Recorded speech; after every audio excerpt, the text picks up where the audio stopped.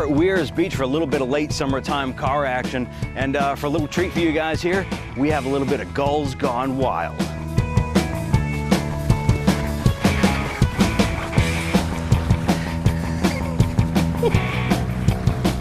Well, so much for that. I didn't catch myself any gulls, but we have some cars to show you, so let's go on over, take a look.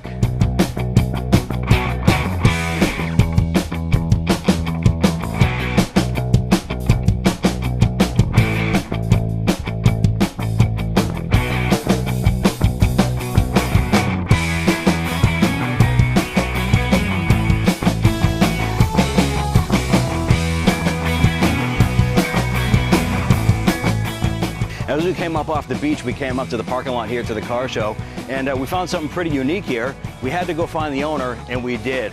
This is Tim over here. Tim, thank you very much for taking the time. What can you tell us about this here? Started off with leftover parts after I built my 1946 International street rod, and I didn't want to junk the parts, so rat rods had always interested me. So I started off with a 1991 S10 frame and started putting the parts to it. Okay. Channeled the cab down onto it, put in a 8-point roll cage, shortened the body. At this point here, I mean, the engine is definitely an updated engine from you know, the old classic vehicles, but I mean, we definitely see we got a blower on here. Yep. And you said you're on an international body.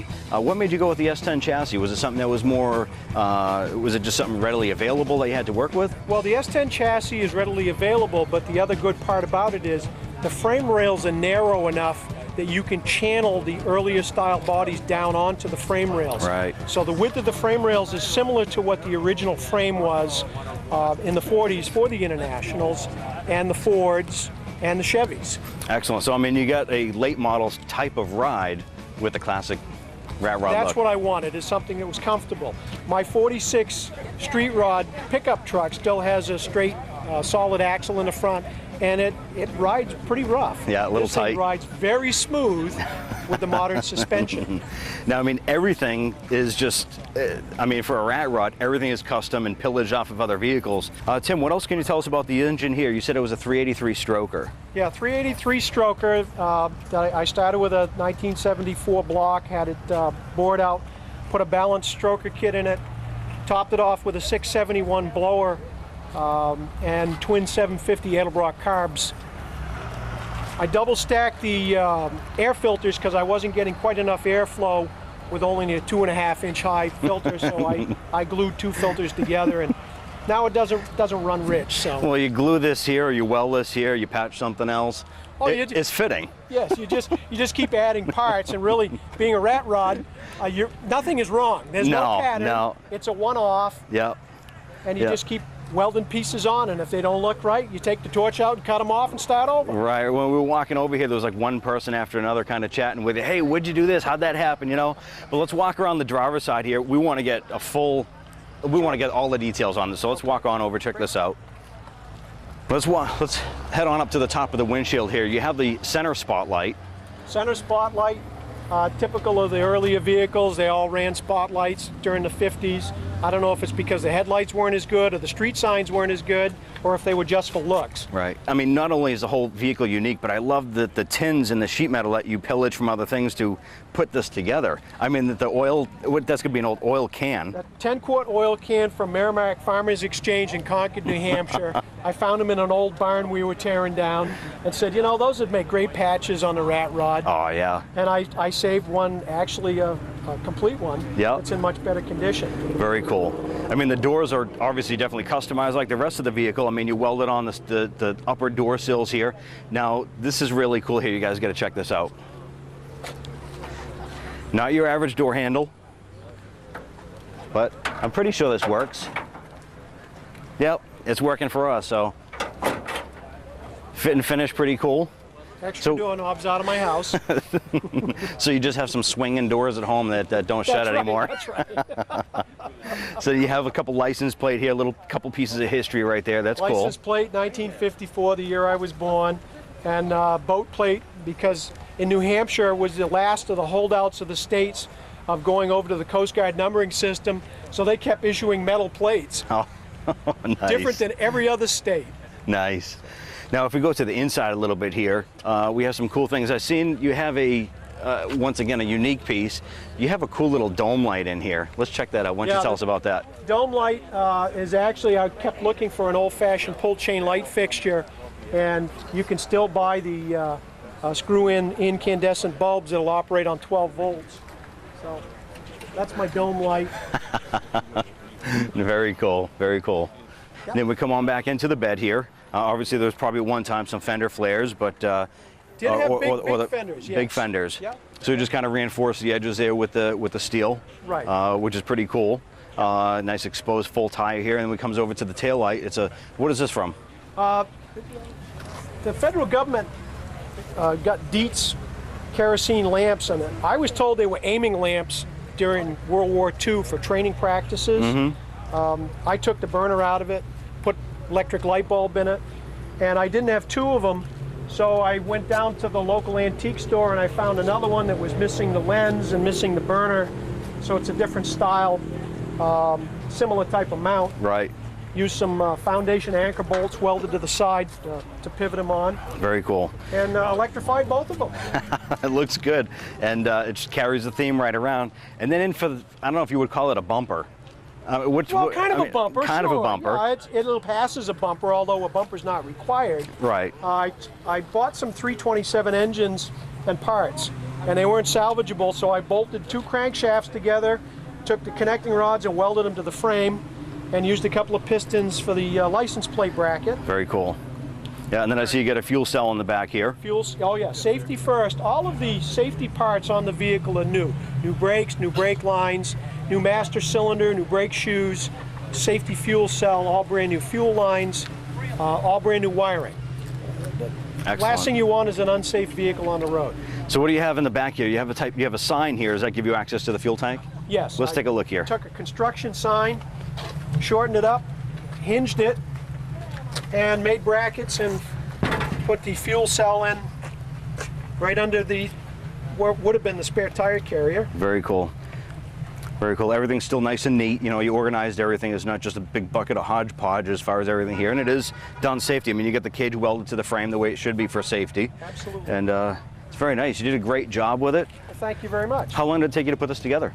I've been working on this project, collecting parts and putting it together for about 4 years. Okay. And got this engine fired up about 3 weeks ago and got this on the road 2 weeks ago.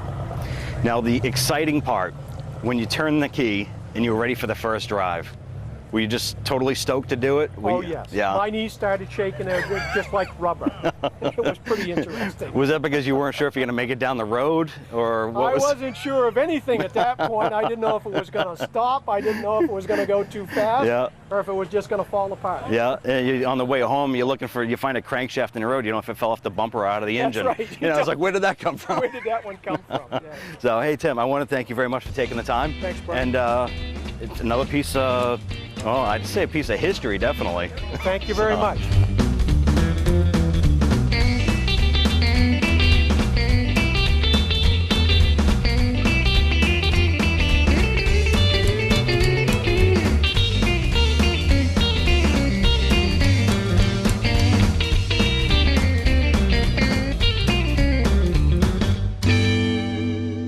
Well, here we are right on the main strip down at Weirs Beach, and we came across this 69 Camaro. Talked to the owner, and it's actually a father-son project. They've been working on it for about 10 years now. As you can tell, this thing is really pristine. We got the nice cherry red with the white rally stripes coming through. We have the dual gate shifter coming right through. And we were talking, trying to, pinpoint the differences between the 67, 68, and 69 Camaros. In 1967, it was the only year that actually had a vent window right in the front of the door here. 68 and 69 actually had these louvers and had a square wheelhouse. The 67 had the round wheelhouse that wrapped right around. But these guys here did a fantastic job, and glad they made it out this year.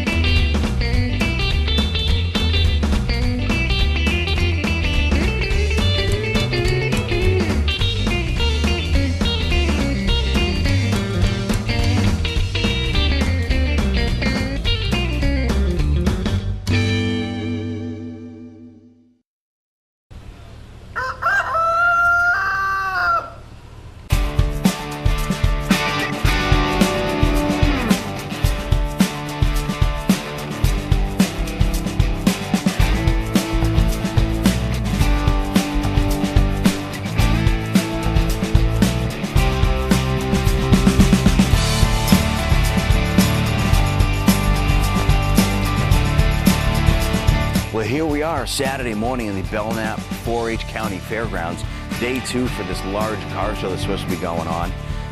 We got a little bit of fog settling in here. Hopefully it's going to clear up for the day, but we're going to show you some of the hottest cars in this area.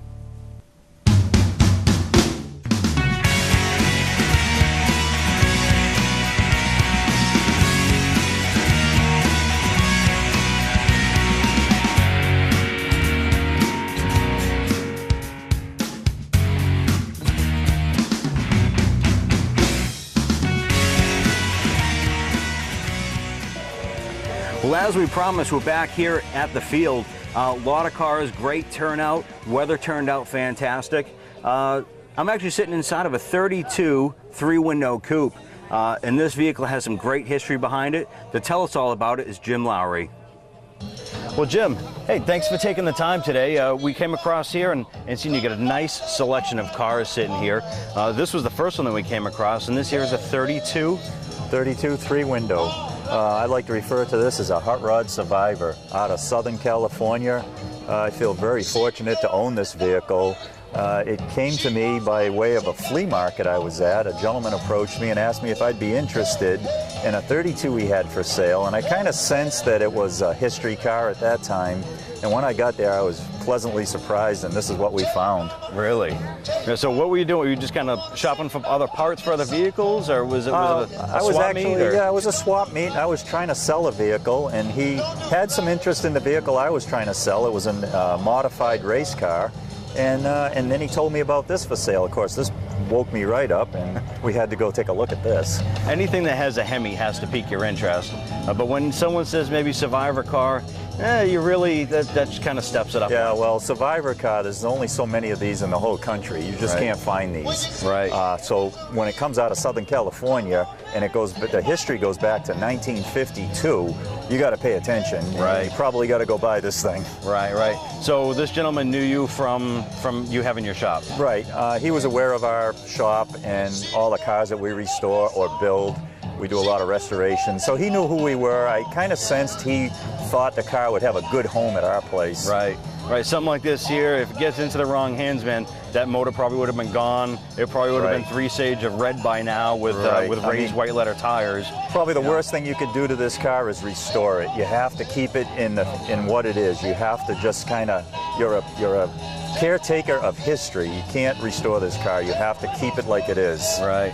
So when you showed up, and the car was, what kind of condition when you seen it? It was pretty much like you see it. The paint was dirty. You couldn't tell the beauty beneath the dust and everything. The fenders needed repaint. They were all blistered and stuff. It did not have hood top. So we added a few touches to it. Right. But from here back is all the original paint work from 1950s. It's 28 coats of lacquer. Right. It's been rubbed and buffed so many times that it has worn through in spots. It's shown patina, which is correct for the period that this should be in. Absolutely. Now, when you got the vehicle, the previous owner or builder, they chopped the top. Correct. And we noticed that the air intake on the front of the cowl in front of the windshield, that's been smoothed over. A few little odds and ends that really set this thing off, which it's a fantastic car. And it is a true survivor. This is fantastic. Now, before we're looking underneath the front of the car, and it had It's got a bell axle, a drop bell axle with a buggy spring. It's got split wishbones. It's done in true old school nostalgia flavor. Right. Just the way you would have seen it probably if you opened up a Hot Rod magazine in the 50s. This is what you'd be looking at right here. Right. That's it's got to be a fun car. I mean, it's not a heavy car. No. It's stuffed with a Hemi. Now, what size Hemi is this? That's a 331 Hemi. It's bored oversized, but it also has 354 heads on it. Okay. And the heads were a lot of work done to it by a guy named Jocko out in Southern California. He's a real famous, guy that does head work. Excellent. And he got to these heads. Yeah. Now, what's another cool feature is you got 6 Stromberg cars sitting on top of this. That's right. So it's not, usually you find something like this here, someone has already done a tunnel ram or maybe stuffed the blower on the top of it, which is, not that I'm knocking it, it's a fantastic feature, but But once this again, was- a survivor. This is the first rendition of multiple carburetors, was to use the 97s, and this car has never been updated to anything else. Right. And as long as I own it, it's going to stay that way. Wow, that's fantastic. I mean, and all the carbs work together. It's not a sequential where 3 of them go and then a Right. certain, so Right. they're all going at the same time. They all pull at the same time, and they just work fantastic. It idles. It's got a good drive around town, but it's got great mid-range. That's where the cam comes on, right in the mid-range. Right. Now, sitting inside this here with that door shut, that's a little tight, so you got to hope that you're really friends with that companion sitting beside you. Yeah, I mean, they're not wide cars. They never were. Yeah. And but being chopped, it just makes you feel like you're even tighter in there. Right, right. I mean, the pedals are right up there. The only thing you can do is when you're sitting in there, you got to rock your ankles. There's no room to, when you're stepping on that clutch or that gas pedal, you can't do it. Your feet are fixed and you're rocking the ankles. So by the time you're into that cruise, hopefully most of it's highway, because otherwise your ankles are going to get a good workout. It's got the classic 50s hanging pedals. The master cylinders are up high on the firewall. Yep. Like most early race cars, comfort wasn't the thing. It was to get the equipment in the car and make it go fast. Right, right. Another cool feature, the suicide door. Correct. And this was factory. That's on factory. on this option. Factory from Ford. Right. Yes. And this is a true 3-window. 3-window, steel body 3-window from Ford. Correct. Right. And that's much more rare than the 5-window. Absolutely. Yeah. And another cool feature, which a lot of people don't know about, and I love this little feature here, is the padded rooftop. Why don't you tell us a little about that? Well, the padded roof was a feature that Ford had back in the day. They didn't have a way to completely fill the roofs in the early days, so they did this padded roof thing. And the unfortunate factor is most cars will get the roof filled with metal. We find that a lot. And luckily here, that hasn't happened. Right. So this just proves that this is a true survivor, and it's got the classic tuck and roll on the running boards and the rooftop, seat, everything. You got the headliner too, right Headliner, everything. In fact, the interior was done in Tijuana, Mexico, which was very popular to bring your car over the border, wait a day or two, get the interior done, and bring it home. Wow. So at this point here, you're taking out the shows. I'm sure you drive it once in a while. I drive it all around town. I haven't gone far with it. It's only been running about a month now. Yeah. This is really one of the first places I brought it to this show, and we plan to bring it to a lot of other places this summer. Yeah. Very nice. Well, Jim, I got to thank you taking the time, and you got a beautiful collection of vehicles here. I'm hoping we can come on out to your shop and check it out sometime. Sure, we'd love to have you.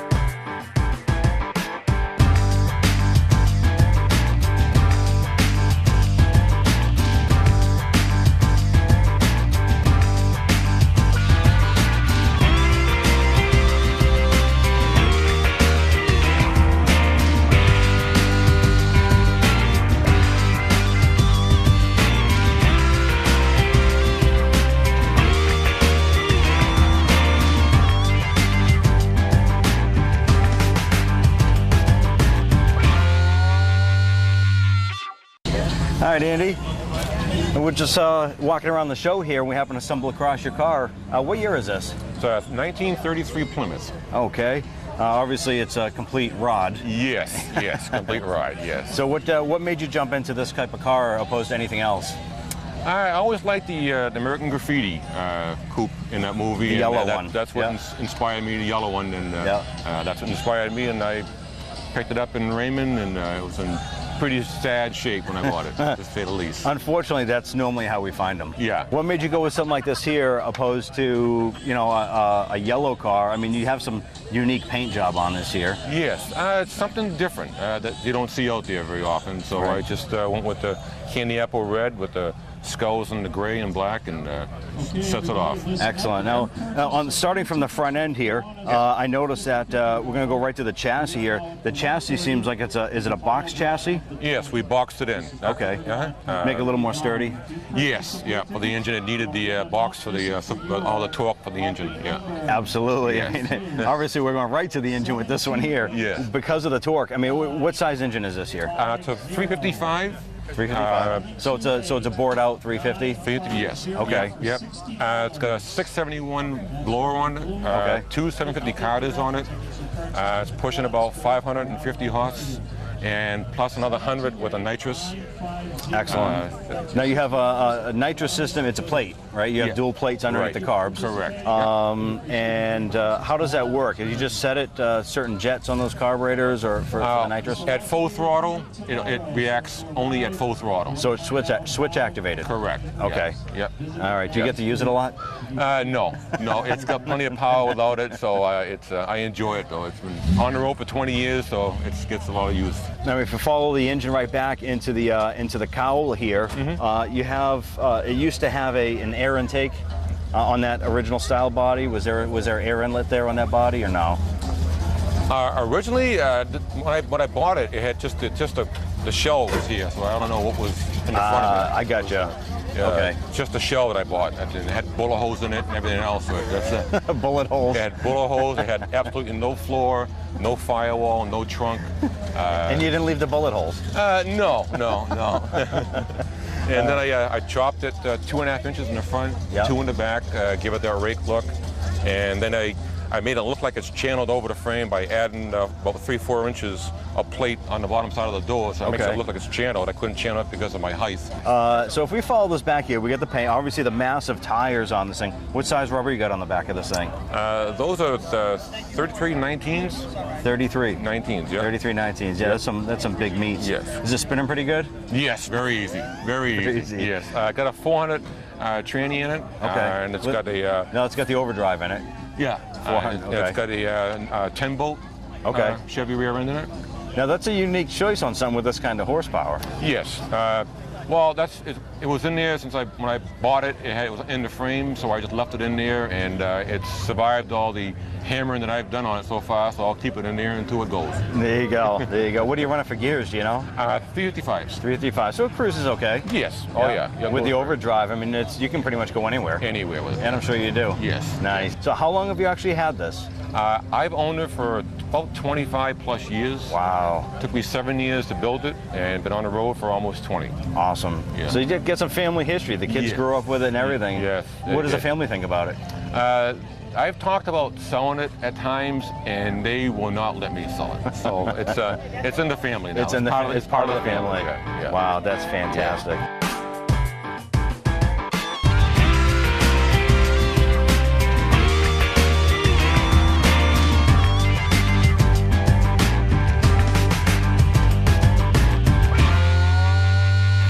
One of the other cars we happen to come across here is this 1940 Ford, very, very nicely done. We're gonna pop the hood here and show you what we have underneath.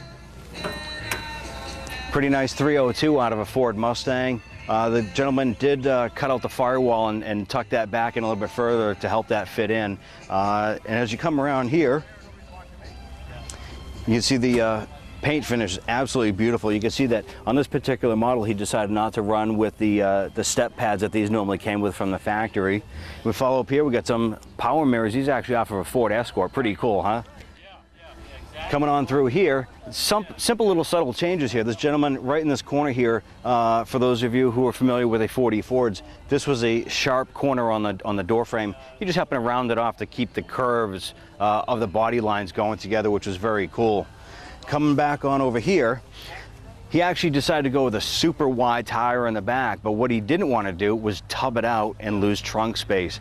So, what you can't really tell, he actually added about 2 to 3 inches of width in these back quarters, which is beautiful. I couldn't tell by walking up to it, but when we actually looked at another car, you could see that it's a much thinner, fender, but I mean, he did a great job. Actually, right down around here, he's got a slight little fender flare, which he did a fantastic job coming on up.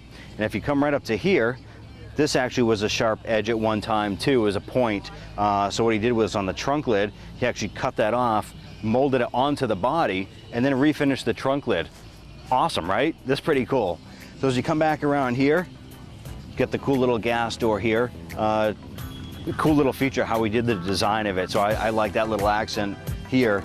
And then coming on around to the trunk lid, the trunk lids at one time were all smooth right across. So what he did was he actually cut this out, recessed it a little bit, and then notched out the area for the trunk. Awesome feature, right? I love this thing here. We happen to spend some time with Keith here. Keith is the son of Andy. We just spent some time with his dad. Keith, what do you have here for us today? 1937 Ford 5-window coupe. This is something, once again, it's a Rod and Custom show, and this is very fitting here. And this is a father-son project between both of you. Let's start with the front of the car. What are you running for an engine in this? That's a 408 small block Chevy. I built this 2 winters ago. It's got 451 horsepower, 456 foot-pounds. So I like the big small block Chevy in it. Right, right. I mean, it definitely shows really nice in there. You get the side covers off. It's a nice way to go with the show. So, I mean, I see the fenders are all nice and smoothed out here. There's no other trim on here. What other kind of work have you done to the nose of this vehicle? Well, we smoothed and shaved everything, removed all of the emblems, the chrome, the trim, and things like that. We bended up, the whole car is steel, so we ended up reworking a lot of original sheet metal to get it in the shape that it's in. Now, this here is a standard height on the top, or you chop the top at all on this? It's not chopped. When we shaved everything, we shaved the drip rails and welded the roof cap together, and that gives it more of a smooth look. So a lot of guys think it's chopped, but it's just a slight modification to the body to give it that look. Right, right. Now, this thing is slammed. It is like, you're scraping the weeds over here. So what do you have underneath? It's a stock frame, but it's been boxed front to rear. It's got a Mustang 2 front clip and a 4-link in the rear. Okay. Air ride suspension on all 4 corners. Awesome. So right now you're totally deflated. These bags are empty. They're empty. And are you setting on the ground, or you get nubbers on the frame to keep you from? I'm 2 inches from the bottom of my front cross member on purpose. I've got little stoppers to keep my from going too low. I don't want to hurt anything. Right, right. Now, what size wheels do you have in the front? They're 18-inch Foose wheels. Okay, and in the back you're running 19s? 20s. 20s in the back. Yes. They fit really nice. They fit really good.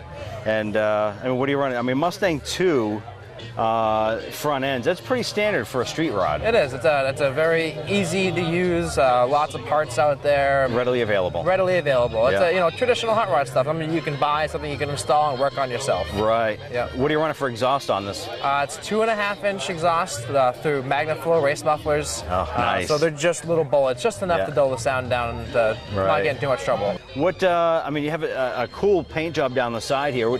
Is there a particular name for this, or just flames, or? Well, it's a 2-tone scheme that I came up with. I mean, it took 2 months of mixing and matching colors to come up with the color scheme, and then I just started drawing on the side of the car with a pencil and came up with something that I liked and decided to go with it. Nice. So when you do the pattern on something like this, how do you mirror it to the other side? I do one side the way I want it, and then trace it onto a piece of paper and cut it out.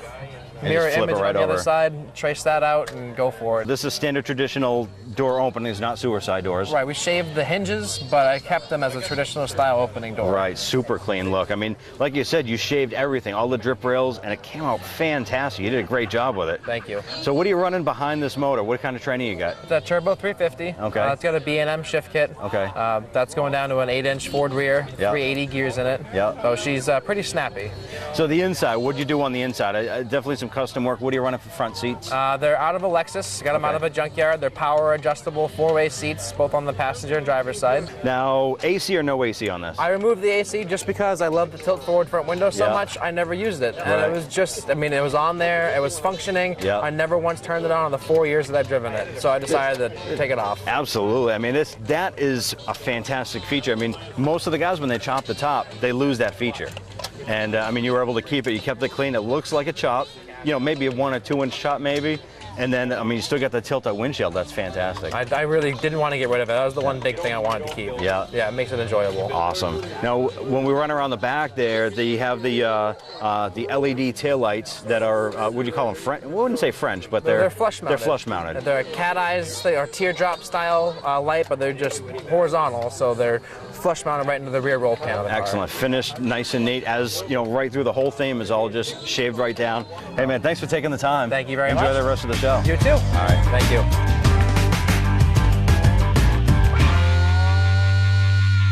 you. One of the last cars here that we get to spend some time with is this really cool 54 Chevy, man. This thing puts the hot in a hot rod, man. I gotta show you this. Come on, take a walk. Check this thing out right here, man. This thing is such a slick ride, man. All shaved. There's nothing on the outside of this that actually belongs there. Everything is shaved. French headlights, smoked out parking lights. The front bumper has been flipped over to give it that cool, unique look. The blacked out grille, everything just gives it that cool, sinister look. following it through, running some 18-inch front wheels. Did a disc brake conversion with the SSBC disc brake conversion front and rear. This thing does sit on coil springs in the front and leaf springs in the back. Guys said it gives a beautiful ride. You follow this on through, it is a true convertible, and we're gonna pop these doors here. Ready for this? Here we go, check it out. Obviously shaved handles here. Following it right onto the inside of this. Look how beautiful this thing is here. A little bit of chrome and all smoked gray on the inside. He is running a 700 R4 transmission. This car cruises all day long. Following it through, check this out right here. One of the coolest features is a fiberglass split two-piece convertible top cover. They actually split it so they can fit it in the trunk of this here when the top goes up. Pretty cool idea, huh? Following this around, we get some 20-inch wheels in the back. Coming around here to the tail section, and the guy didn't stop up there. He brought it right back. Frenched in these tail lights. Look at this little teardrop here. Frenched in. Coming around, smooth out the entire deck lid. No plate up here, no chrome, no bezels, no badges, no names, nothing, man. Look how cool this looks. Look at that reflection in the paint. This is a true hot rod.